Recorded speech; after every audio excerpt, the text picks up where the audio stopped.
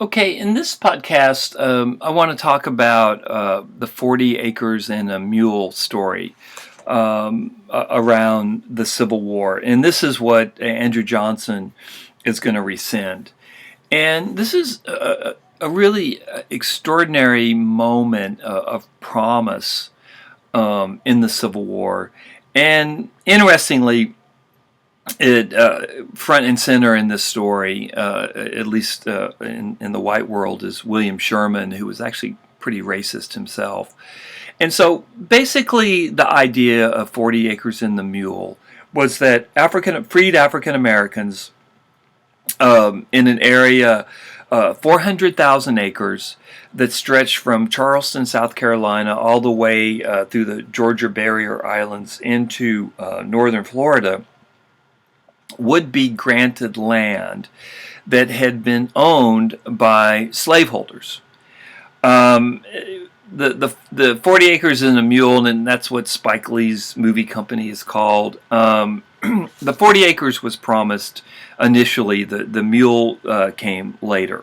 Now, it may seem kind of like a joke, but this isn't a joke at all, because in order to cultivate this land, you needed a mule. You needed that kind of animal power. It was absolutely central to anybody's ability, white or black, to make any money off this land. So, 40 acres and a mule, it may kind of sound amusing to modern ears, but today you might want to think about it as 40 acres and a tractor. That would have been, the 19th century equivalent. So the idea of granting ex-slaves land, it came up in New York City. And there was a preacher in New York City, Henry Ward Beecher, and he suggested to Sherman that they gather local African Americans in New York and ask them, what do you want? What do ex-slaves need? Which is something no white person had thought to ask of the black community.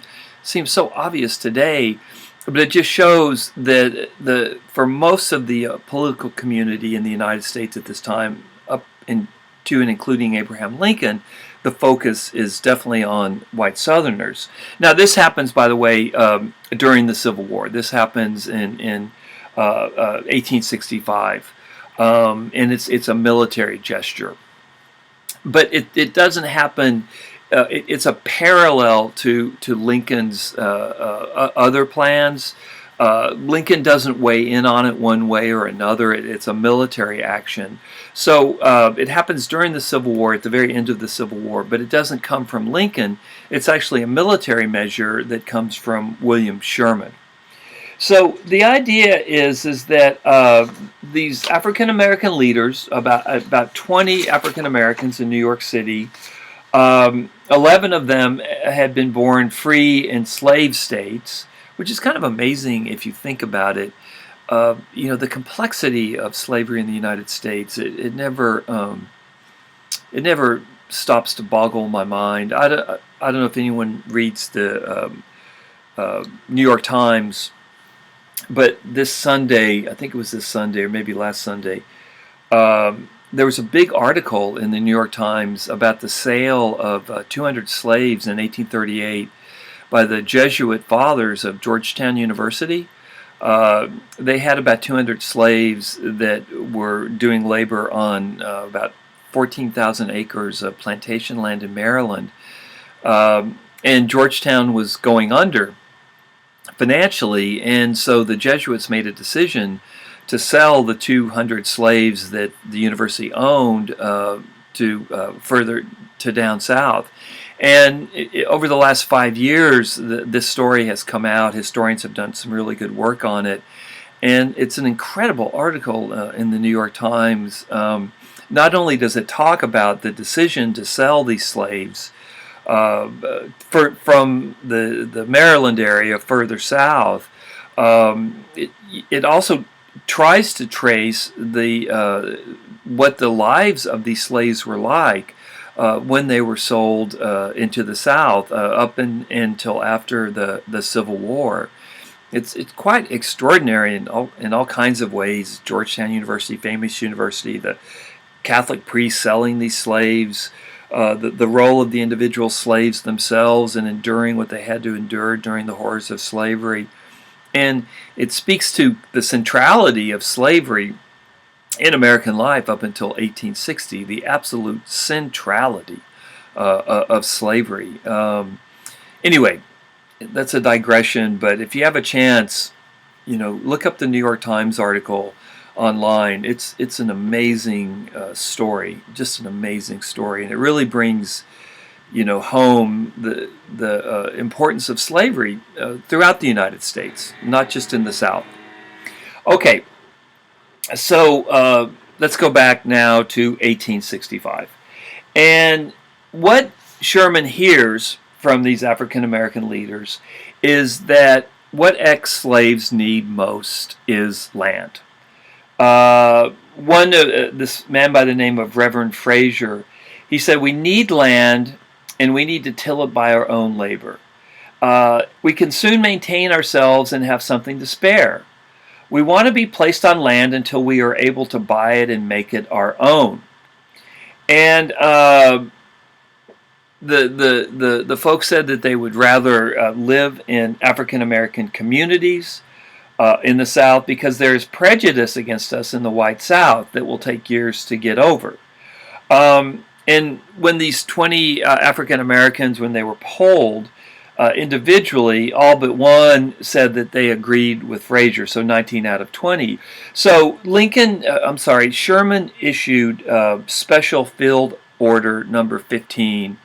And this would be a very, very good question to quiz you on Monday. And Special Field Order 15, it granted land to African Americans. And again, ultimately, 400,000 acres of land beginning in Charleston, South Carolina, along the coast in the Barrier Islands, all the way down to northern Florida. African Americans gained this land. It had been expropriated from their owners and given to freed slaves, awarded to free slaves until they could pay for it. By the way, in one of these ironic and twists of history, if you know that area at all, today these Barrier Islands are very, very high-end tourist destinations. Hilton Head, there's a golf tournament there. So this land, and what had happened before the Civil War, this was land that usually had been used to grow sugar by slaves. Now it's become very, very, very high-end development. Anyway, so what happened is that 40,000 freedmen were settled on 400,000 acres of land, so that's how we get the 40 acres. And then Sherman ordered that these settlers be lent a mule. So that's how we get 40 acres in a mule. So it actually it describes what happened. So this was a truly revolutionary and radical action that Sherman took. And again, it's very interesting that he listened to African Americans, and the message that he got was very clear.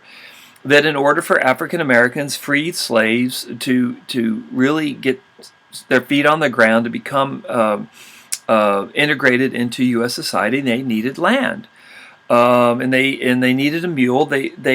And once they had land, the promise was that they would be able to become productive citizens. Okay, so this is Special Order 15. But here's the kicker, and this goes back to Andrew Johnson. So Andrew Johnson becomes, and by the way, Lincoln signed this order. So that's very, very significant. So he wasn't the instigator of Special Order 15, but he did sign it. before he was killed, and this happens in the winter of 1865. So 400,000 acres of land that had been owned by whites was taken away from these whites and given to 40,000 ex-slaves. Andrew Johnson becomes president, and he rescinds this order. He says that it violates the private property, the violation against taking private property. The government can't take private property from its owners. And of course, Johnson is not at all sympathetic to ex-slaves. He's deeply racist. He's openly racist. He's proudly racist. He's aligning himself with Southern whites. And what he does is, in the fall of 1865, just 6 months after Special Order 15 had been issued by Sherman, Johnson, who's now the president, he rescinds the order, and the order is voided. And these African Americans that had gained this land, there are these meetings where the Union Army officials tell these folks that they've lost their land. It's just heartbreaking. If you read the minutes, if you read the reactions to the ex-slaves when they hear that this land that they had worked on, that they had been forced to work on for generations, that it was going to give them a chance to get a new start in American life, that Andrew Johnson pulled the plug on it, and he said it wasn't going to happen.